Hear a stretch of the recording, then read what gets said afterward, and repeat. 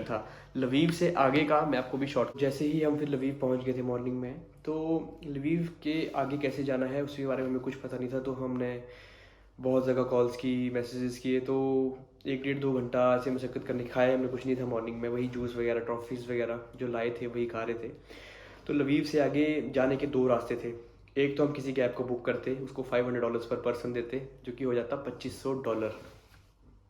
एक कैब में 5 बच्चे जा रहे थे 40 किलोमीटर के लिए। एक बच्चा $500 पे कर रहा था अपनी लाइफ के लिए। $500 सिर्फ एक बच्चा, तो लगा लो $2500 में सिर्फ एक कैब जाएगी लवीव तक।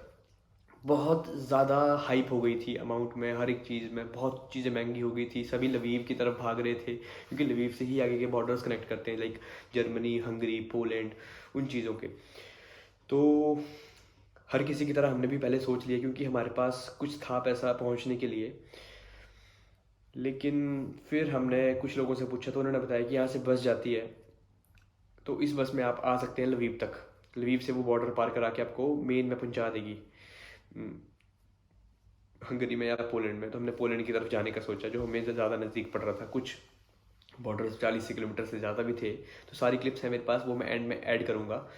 सो जैसे ही फिर शुरू हुआ प्रोसेस, तो हमने फिर वहाँ पे 2 बस स्टैंड थे। एक बस स्टैंड था जो कि वहाँ का लोकल था, जहाँ पे सबसे पहले यूक्रेन की औरतों, बच्चों को और गर्ल्स को ही जाने दे रहे थे। मर्द वहीं पे ही रह रहे थे और लड़ाई करने के लिए आगे आ रहे थे, क्योंकि वहाँ पे वैसी रेशो कम थी। तो जैसे कि मतलब फिर हमने एक और का पता किया, जो कि वहाँ से थोड़ा सा दूर था। एक और प्राइवेट बस स्टैंड, जहाँ से मतलब वॉल्वो जाती थी एक लवीव के लिए या पोलैंड के लिए। वहाँ से लवीव या पोलैंड जैसे हमने जाना हो, तो हमने फिर वहाँ तक पहुँचने के लिए 2 कैब्स बुक की। लेकिन वो कैब वाला हमें लूट तो नहीं लेगा, उसका हमें कोई पता नहीं था पहले फिर, लेकिन स्टिल हमने रिस्क लेके लवीव से जो प्राइवेट वाला था वहाँ पे पहुँचने की कोशिश की। तो वहाँ पहुँचने के बाद हमें बताया गया, हम वहाँ पे फिर सुबह 8:30 बजे पहुँचे थे ना हम, तो 1 2 2 बज गए थे हमें वहीं पे ही लवीव में ही रेलवे स्टेशन पे। लेकिन 2:30 3 बजे हमें फिर लगा पता कि हम प्राइवेट वाले में जा सकते हैं, तो हम वहाँ पे 4 बजे तक पहुँच गए थे। तो फिर हमें जैसे हम पहुँचे तो बोला कि एक तो 5 बजे है बस, बोला पोलैंड के लिए, लेकिन उसमें आपको सीट सिर्फ 2 ही है और आप लोग 6 हैं। तो वो चार्जेस भी ज़्यादा बता रही थी, $100 बता रही थी, जो कि था बहुत कम, लाइक $10 से भी कम, 500-700 रुपये। क्योंकि आप खुद सोच सकते हैं 40 किलोमीटर के लिए कितने पैसे हो सकते हैं। सो फर्दर जैसा हुआ, तो हमने फिर उसके बाद हमने फिर प्राइवेट वाले से बस करवा ली, जो कि हमें 6 बजे की मिली बस। 6 बजे की बस ने से हमने कर लिया कि हम आपकी बस में जाएंगे। तो हमने 6 टिकट्स बुक करवा ली, जो कि हमें $600 लगा था उस दिन 6 बच्चों का।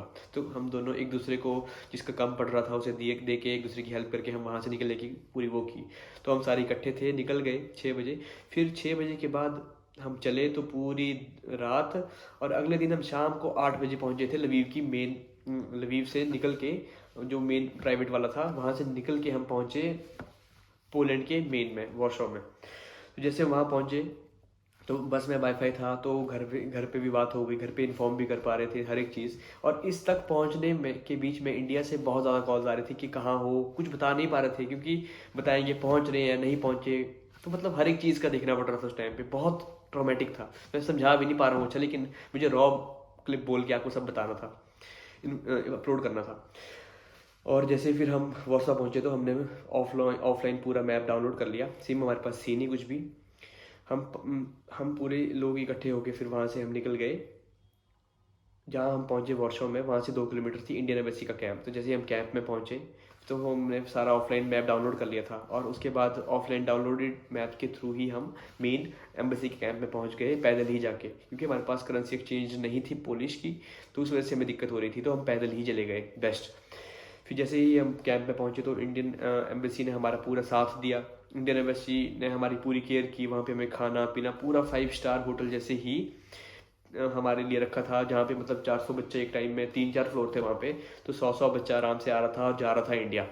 बच्चे निकल रहे थे क्योंकि बच्चे काफ़ी ज़्यादा थे यूक्रेन में फंसे हुए। तो जैसे हम वहाँ से फिर रहना सब कुछ हो गया, मुझे काफ़ी लोग मिले, कुछ फ्रेंड्स मेरे मेरे हिमाचल के, हमीरपुर के भी मिले। फिर जैसे जैसे हुआ वहाँ पे हम फिर फैमिली को हमने बताया कि हम पहुँच गए हैं अब, और एम्बेसी के थ्रू ही हम इंडिया आएंगे। तो उस टाइम पे थोड़ा सा हुआ कि हाँ अब हम सेफ़ हैं। फिर जैसे ही वॉर सारा चलता रहा, हम पहुँच गए। उसके बाद कम से कम 1 महीना मैं पोस्ट ट्रॉमेटिक स्ट्रेस डिसऑर्डर में रहा हूँ। मतलब मेरे को कुछ समझ नहीं आ रहा था कि क्या बंद कमरे में रहना, वैसा करके ही इंडिया में जाने के बाद वैसा ही रहा। वो एक्चुअल में रहता भी है, कुछ बहुत ही ट्रॉमेटिक चीज़ हो जाए तो काफ़ी टाइम लगता है उससे बाहर आने में, जो कि हर एक बच्चे के साथ आई गेस हो सकता है और हुआ हो। मेरे साथ तो हुआ था, तो मैंने आपको अपना बताया। फिर वैसे ही हम निकल गए वहाँ से, और होपफुली वहाँ से निकल के हम दिल्ली पहुँचे। फिर जैसे ही हमारी अगले दिन फ़्लाइट की, उन्होंने एक रात हम वहीं रहे। फिर जैसे हम शाम को पहुँचे थे तो एक रात वहीं रहे थे, और अगले दिन उन्होंने हमारी फ़्लाइट्स अरेंज की थी आने के लिए दिल्ली को।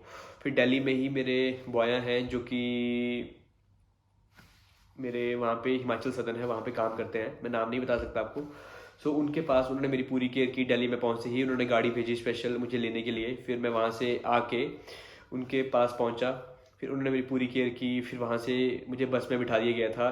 उन्होंने मेरे को फिर वहाँ से बस स्टैंड छोड़ दिया था, दिल्ली के जो मेन बस स्टैंड है। फिर वहाँ से मैं अपने हमीरपुर हिमाचल प्रदेश वापस आ गया था। हमीरपुर पहुँचते ही मेरे डैड मेरे को लेने आ गए थे, और जैसे हम पहुँचे थे तो वो ऐसी फीलिंग थी कि बस अब यही है, मतलब अब कुछ नहीं है, और बस घर वाले ही हैं और कुछ नहीं है, बाकी सब चीज़ें होती रहेंगी। फिर जैसे ही मेरे डैड मुझे दिखे तो मुझे सांस में सांस आई कि हाँ, अब मैं अलाइव हूँ और मैं वापस इंडिया में पैर रख चुका हूँ। दिल्ली पहुँचने के बाद हमारा काफ़ी स्वागत हुआ था, वैसे गुलाब वगैरह देके हर एक चीज़। लेकिन इतना जो मुझे डैड के सामने पहुंचने के बाद हुआ था, वो चीज़ मैं एक्सप्लेन नहीं कर सकता। फिर घर जाते ही मेरे कुछ रिलेटिव्स आए थे, हारों से स्वागत हुआ था, वो फ़ोटो भी मैं अपलोड करूँगा। फिर जैसे ही मैं पहुंच गया घर, उसके बाद सारा सेटल हो गया। फिर 1 महीना मुझे लगा था सब कुछ भूलने में, सब चीज़ें नॉर्मलाइज होने में। सो ये था सारा वर्क एक्सपीरियंस मेरा, जो कि बहुत ज़्यादा स्ट्रेसफुल था, बहुत ज़्यादा ट्रोमेटिक था। आई होप आपको ये वीडियो ठीक लगी हो। मुझे बस सारा अपना शेयर करना था कि जो मेरे साथ वॉर के टाइम में हुआ था, हर एक यूक्रेन के जो स्टूडेंट था रिटर्न, उसके साथ हुआ था। ठीक है, so that's all I want to say. Thank you. सुन मेरी बात सुन, जैसे देख कुछ भी सीन होता है, जैसे तो मान के चल हमारा नेटवर्क ब्रेकडाउन होता है ना, अगर यहाँ पे बोल रहे हैं साइबर क्राइम की, मे भी 2 घंटे के बाद हमारा नेटवर्क डाउन होता है, तो कोई दिक्कत वाली बात ही देखो, पता ही है होता है यहाँ पे। कुछ भी वॉर लाइक सिचुएशन होती है, कुछ भी वॉर होता है तो नेटवर्क डाउन हो जाता है। तो ट्यूजडे तक बोल रहे हैं कि नेटवर्क डाउन रहेगा। तो इस चीज़ में घर वालों को बोला कि कोई पैनिक नहीं करनी, चिल रहना। और मेरा देखो पता ही इंटरनेशनल रिचार्ज करवाना पड़ता है। एक मेरा नंबर इंडिया, एक नंबर इंडिया वाला नंबर, एक दूसरा वाला नंबर है, तो दोनों नंबरों पे नॉर्मल कॉल हो जाएगी। इंटरनेट नहीं चलेगा तो नॉर्मल कॉल हो जाएगी। यहाँ पे तो ट्रांजेक्शन हो नहीं रही। अब मुझे पता नहीं यहाँ पे रिचार्ज कैसे होगा, कैश तो है बट कॉल रिचार्ज कैसे होगा वो पता नहीं। सो है ना, मैं बता दूंगा। मैं कॉल पे बात करोगे तुम कभी ना कभी, मतलब जैसे नेट बंद होता है तो इन केस, वैसे नेट बंद होगा नहीं कि कुछ भी सीन होता है मतलब। तो वैसे एक मेरे फ्रेंड है, उसके पास कॉलिंग नंबर भी मिनट्स पड़े हैं, तो हम इंडिया कॉल कर पाएंगे। मे भी नहीं कर पाएँ तो घर वालों को, मेरे मॉम डैड को बोलना कि तू भी बोल दियो, मतलब तू भी कर लियो भी इंटरनेशनल रिचार्ज करवाना जिस पर कॉलिंग हो जाए। और इंटरनेशनल नंबर तेरे पास पड़ा हुआ है, और मतलब दोनों नंबर पड़े हुए हैं तो उस पर कॉल हो जाएगी। मैं दोनों नंबर में मेरा वाईफाई कनेक्ट रखता हूँ तो हो जाता है, बट नेट भी नहीं चलेगा ना, होगा। सो प्लीज़ थोड़ा देख लियो, थोड़ा रिमेंबर रखियो एंड चिल रही हो। वो है क्या नाम है उसका, ब्लास्ट हो रहा है ना। और सीन ऐसा है कि अभी अगर कुछ होता है, अलार्म बजता है, तो हम नीचे बेसमेंट में बंकर्स होते थे, को बताया था मैंने, नीचे जाना है। और कोई सीन होते तो ना, इन्होंने हमारा ना रडार सिस्टम उड़ा दी, इससे हमें पता नहीं चल रहा प्लेन्स की मूवमेंट, तो पता ही है यार। फिर वही सीन, आज बच जाएँ, आज बच जाएँ, आज बच जाएँ, बस आज बच जाएँ, दिन में निकाल लें। देखो अभी आवाज़ सुनियो, अभी देखिए पता क्या चौथा है यहाँ पे। देखिए ये जो कोने में देखो दिख रहा है ना, वहाँ से धुआं उठा था, मतलब मेन चीज़ें। देखिए यहाँ पे लोग इकट्ठे हुए हैं प्रॉपरली। ये वीडियो शेयर मत करिए, छोड़ ऐसे रहने दियो। बट ये देखिए सामने गाड़ियाँ बहुत कम चल रही हैं, मतलब ये सामने सारी बिल्डिंग्स वगैरह हैं, है ना। ये मेरी अपार्टमेंट है, नीचे 6वां फ्लोर है मेरा।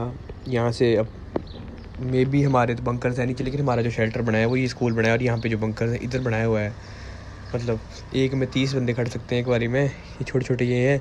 और जैसे वो तो दिख रहा है, ये जो बिल्डिंग है ना, ये बिल्डिंग के साथ छोटे छोटे घर हैं, यहाँ से हमारी एंट्री होती है नीचे बंकर्स में। तो ये चीज़ें मैं तेरे को बता रहा हूँ ऐसे ही। और यहाँ से वहाँ पे हुई ही लड़ाई, वहाँ पे बम फटा है। फिर ये जो है ना सारी यहाँ पे बिल्डिंग्स है, बिल्डिंग्स के परली साइड ये जो लेक दिख रहा है तेरे को ना, ये लेक है, देख लेक में जूम नहीं कर पा रहा हूँ। लेक के इस तरफ जो ये बिल्डिंग है ना, इसके आगे जाके है एक मार्केट, मतलब एक बड़ा सा आसान करके है एक शॉपिंग रूम मॉल ना, वहाँ पे हुआ है ब्लास्ट। क्या कर रहे हैं लोग, तो यहाँ के लोग पता क्या कर रहे हैं, मतलब दिन में ना बाहर आ जा रहे हैं, मतलब रात को बाहर बैठ जा रहे हैं वो पे स्टे वहाँ पे, मतलब देख रहे कहीं भी, मतलब सब जागे रह रहे हैं चार पेरेंट्स। और यहाँ पे पता क्या किया हुआ है, जैसे मान के चल के 18 साल से लेके जो है ना, 18 साल से लेके अपना 60 साल तक के बीच के जो भी लोग हैं ना, उनको बोल दिया है कि बॉर्डर पार नहीं करने दे रहे, इनको कंट्री के लिए लड़ने के लिए बोला हुआ है। सो सभी अपनी अपनी फैमिली को सराउंड कर रहे हैं और छोड़ रहे हैं, फिर यहाँ पे कंट्री को सराउंड कर रहे हैं, बेचारे हैं। भाई अपन करंटली इधर हैं अपने अपार्टमेंट के नीचे। भाई पता क्या सीन है, हमारे ना ओनर जिससे हमने फ्लैट लिया था ना, उसको कर रहे हैं मेरे फ्लैटमेट्स फ़ोन वगैरह, वो बोल रहा है कि बस कर रहा हूँ मैं अरेंज तुम्हारे लिए, कितने बंदे, बोला 5। वो सीन नहीं कर रहा, मैसेज बुक करेगा तो देखते हैं, फिर हम निकलते हैं पोलैंड की तरफ। मैं कर दूँगा सीन। पता क्या हो रहा है अभी वो बस वाले अलर्ट पे ही, अभी फ़िलहाल हम यही हैं, अभी कहीं नहीं आते। सीन हुआ अपन ना पहले खारकिव का मेट्रो स्टेशन आए अपने उसको स्ट्रीट से, जो मेरी है एक स्ट्रीट जहाँ पे मैं रहता हूँ, मैंने आपको को एड्रेस वगैरह बताया होगा पहले। तो वहाँ से अपन स्टेशन से अपने मेट्रो से अपन आ गए यहाँ पे रेलवे स्टेशन से ट्रेन में बैठ गए, पता नहीं कहाँ लेके जाएगी अभी ये बहुत रात के। तो मैं पहुँच गया था रात को, मेट्रो से को बताया था ना मैंने, वो मतलब ईद के लिए बैठ गया था। तो रात को मैं 11 बजे बैठा था, तो यहाँ पे सुबह 7-8 बजने वाले हैं, 1-2 घंटे में पहुँच इस साइड वाला यूक्रेन।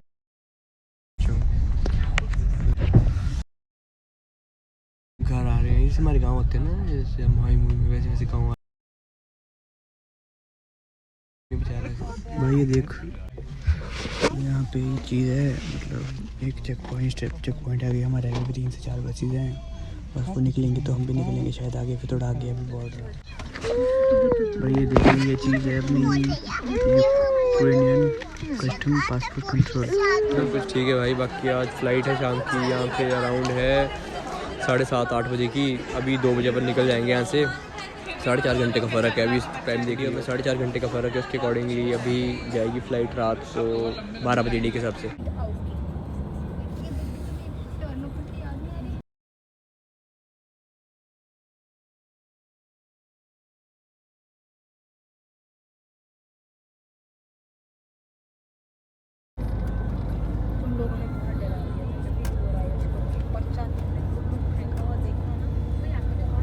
सेक्सी ब्लर बज रहा है। भारत माता की जय, भारत माता की जय, भारत माता की जय।